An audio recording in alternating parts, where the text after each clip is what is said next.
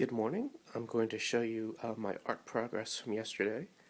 But first, let me show you the comics that I was reading last night. I've read the next portion of the original Pogo in comic book form, the next couple of stories, and they were a lot of fun. They remind me a bit of the Looney Tunes. There's a definitely a flavor of the Looney Tunes here, with a great deal of wordplay. Now, the character designs are not quite like those in the newspaper comics, if you're familiar with that. And these are fun little short stories, which were intended for children, and which I think children would enjoy. Uh, but I am a little cautious about the use of wordplay and dialect, because I'm not sure that children nowadays are able to read that fluently. And this actually got me to thinking last night. When I was in elementary school, I read The Adventures of Tom Sawyer, and I had no trouble, and I actually read most of Huckleberry Finn. And the only reason I didn't finish Huckleberry Finn in elementary school was because, if you'll remember, there are long passages where nothing exciting happens. And as a fifth grader, if the choice is between, say, a Heinlein juvenile where people are in rocket ships, or a Norby story by Asimov where robots are in rocket ships, and Mark Twain where people are just sitting around and talking, the child's attention will go towards the fun space opera. And as a child, I didn't have any difficulty, or at least very little difficulty, with dialect in Twain's works. Um, you know, I think back then children were just handed adult books, or as I mentioned before, juveniles, by Heinlein or Asimov, and we were just expected to read them, and we did fine. But I'm not sure that is the case today. Now, reading this, I did think a little bit of Hagrid from the Harry Potter series, and I don't think children have any difficulty reading Hagrid. But it occurred to me that he is not, uh, the main character of the series, and he mostly disappears in small portions. And to be fair, I think once the films have come out, I think most children experience Harry Potter from the films rather than the books. I would have to look at the numbers for that to be certain. I'm also making my way through the free comic book day books, and the Bob's Burgers outing was a lot of fun. I am familiar with the program. I'm probably a season or two behind, but I was able to follow along. I may not know all the characters' names. I know Tina writes fan fiction, and there's a fan fiction story about the Titanic.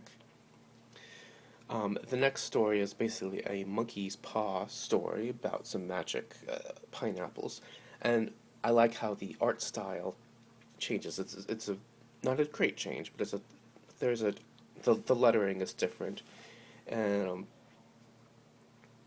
there are enough differences that this is a different short story.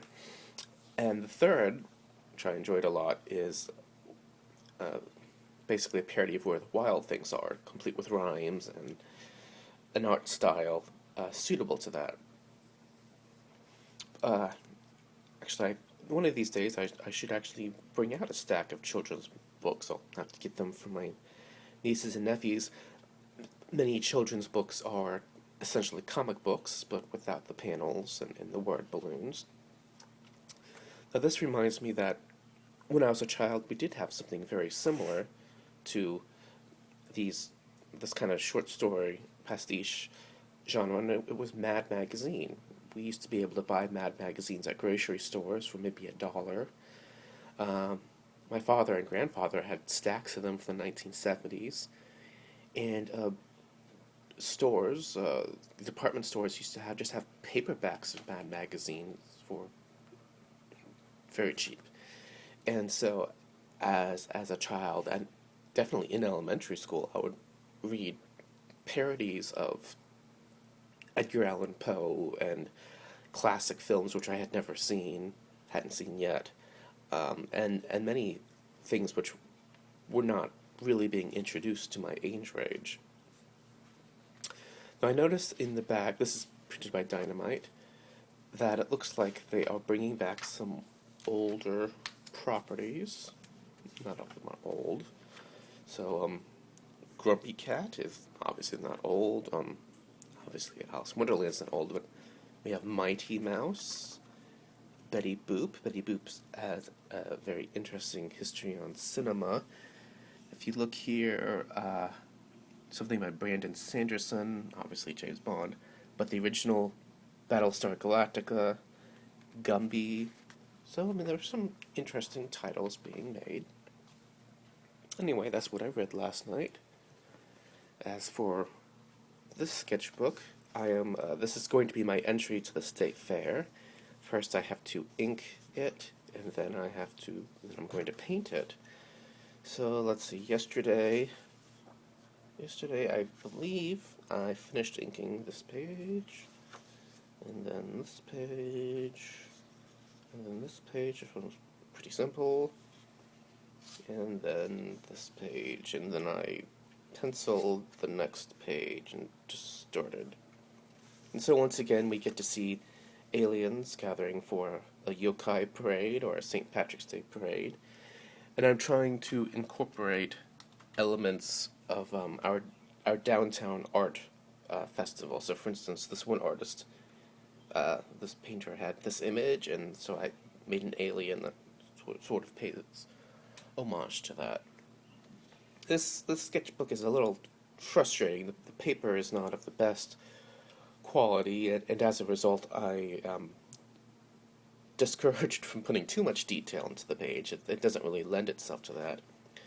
But on the other hand, that does encourage me to go faster and finish the project faster. So it does give it kind of a uniform look, and we learn something new from every sketchbook. Every sketchbook has its own personality. There's always something new to learn, and for this one, the lesson is sort of kind of an economic lesson. Just get it done. It's a parade, so it should just march along. All right, I will talk to you later when I've got more progress. Goodbye.